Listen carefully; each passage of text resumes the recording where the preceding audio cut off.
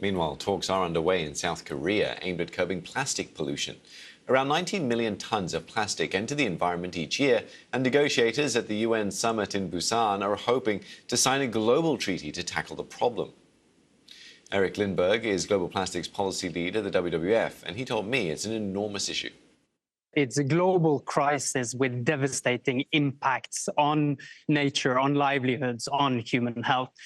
A plastics treaty here can actually save lives, can solve this problem by establishing legally binding global rules, such as eliminating the most problematic and unnecessary types of plastics and creating new product design requirements that will create a circular economy for plastics.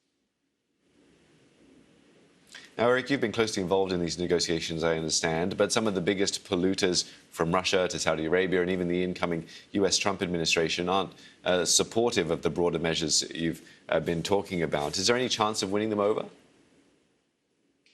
I think there's a large chance of getting a treaty at this meeting. We know what kind of treaty that we need. There's already a majority of countries that is pushing for a strong agreement. And I think they have the public behind them, they have industry behind them, and they also have science behind them. So now it's really a question, will these progressive countries, will this progressive majority be able to push through and make that deal that the world needs? It's definitely possible. And at the same time, we know that a treaty, a strong treaty among a majority of countries will actually be more effective, much more effective than a weak and voluntary treaty, even if the latter is supported by all.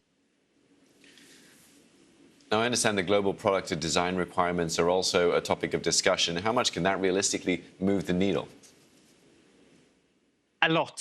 We need to tackle plastics across the value chain. It's not possible to clean up this problem. It's not possible to solve this problem only with waste management. We need to go up to the design phase, to the production, to which types of plastics products do we actually put on the market? What kind of chemicals and polymers are in those? And how are they designed so that they can be reused and recycled? And we've seen financing being a contentious topic at COP29. Do you see it being a similar issue with the summit you're at as well?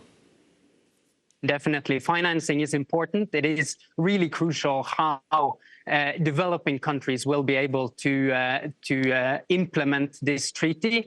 We see promising signs here at the start of the negotiations about financing, and I hope it's possible to find a deal that is strong, both on the obligations and the measures and on the financial package for implementation.